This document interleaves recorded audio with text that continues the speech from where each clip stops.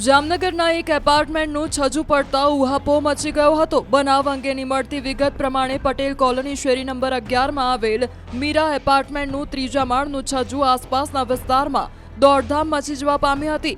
મહત્વનું છે કે મહાનગરપાલિકાએ 3 વર્ષ પહેલા આ ઇમારત જર્જરિત હોવાથી નોટિસ આપી હતી અને ત્યાં રહેતા 8 પરિવારને મકાન ખાલી કરવા માટે આદેશ આપ્યા હતા।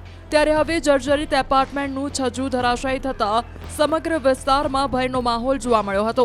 આ ઘટનાને પગલે ડેપ્યુટી કમિશનર સહિતના પદાધિકારીઓ ઘટનાસ્થળે દોડી આવ્યા હતા અને બનાવ અંગે વધુ તપાસ હાથ ધરી હતી। પટેલ કોલોની શેરી નંબર 11માં મીરા એપાર્ટમેન્ટ નામનું ગ્રાઉન્ડ ફ્લોર પ્લસ 4 માળનું અને એક છે બાજુમાં ગ્રાઉન્ડ ફ્લોર વત્તા 2 માળનું, જેમ કરીને 9 વત્તા 5 એમ કરીને 12 થી 13 જેટલા ફ્લેટ છે અને બંનેમાં થઈને 32 લોકો અત્યારે વસવાટ કરે છે।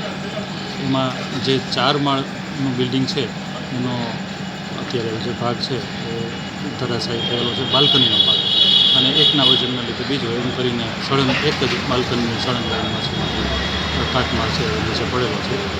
કોઈ જાનહાનિ નથી। આ બિલ્ડિંગને કોર્પોરેશન ટાઉન પ્લાનિંગ શાખા દ્વારા ઘણેક વર્ષ પહેલાં 264 એકની જર્જરિત બાંધકામ હોવાની નોટિસ આપવામાં આવેલી છે। ત્યારબાદ એ લોકો દ્વારા એમાં રિપેરિંગ કામ પણ કરાવવામાં આવેલું હતું। જામનગરના એક એપાર્ટમેન્ટનું છજુ પડતા ઉહાપો મચી ગયો હતો। બનાવ અંગેની મળતી વિગત પ્રમાણે પટેલ કોલોની શેરી નંબર 11માં આવેલ મીરા એપાર્ટમેન્ટનું ત્રીજા માળનું છજુ આસપાસના વિસ્તારમાં દોડધામ મચી જવા પામી હતી। મહત્વનું છે કે મહાનગરપાલિકાએ 3 વર્ષ પહેલા આ ઇમારત જર્જરિત હોવાથી નોટિસ આપી હતી અને ત્યાં રહેતા 8 પરિવારને મકાન ખાલી કરવા માટે આદેશ આપ્યા હતા। ત્યારે હવે જર્જરિત એપાર્ટમેન્ટનું છજુ ધરાશાયી થતા સમગ્ર વિસ્તારમાં ભયનો માહોલ જોવા મળ્યો હતો।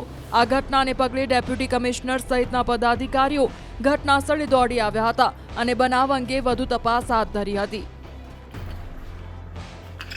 પટેલ કોલોની શેરી નંબર 11માં મીરા એપાર્ટમેન્ટ નામનું ગ્રાઉન્ડ ફ્લોર પ્લસ 4 માળનું અને એક છે બાજુમાં ગ્રાઉન્ડ ફ્લોર વત્તા 2 માળનું, જેમ કરીને 9 વત્તા 5 એમ કરીને 12 થી 13 જેટલા ફ્લેટ છે અને બંનેમાં થઈને 32 લોકો અત્યારે વસવાટ કરે છે।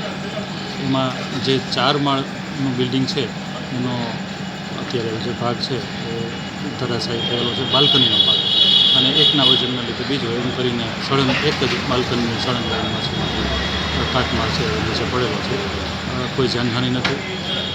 આ બિલ્ડિંગને કોર્પોરેશન ટાઉન પ્લાનિંગ શાખા દ્વારા ઘણેક વર્ષ પહેલાં 264 એકની જર્જરિત બાંધકામ હોવાની નોટિસ આપવામાં આવેલી છે। ત્યારબાદ એ લોકો દ્વારા એમાં રિપેરિંગ કામ પણ કરાવવામાં આવેલું હતું।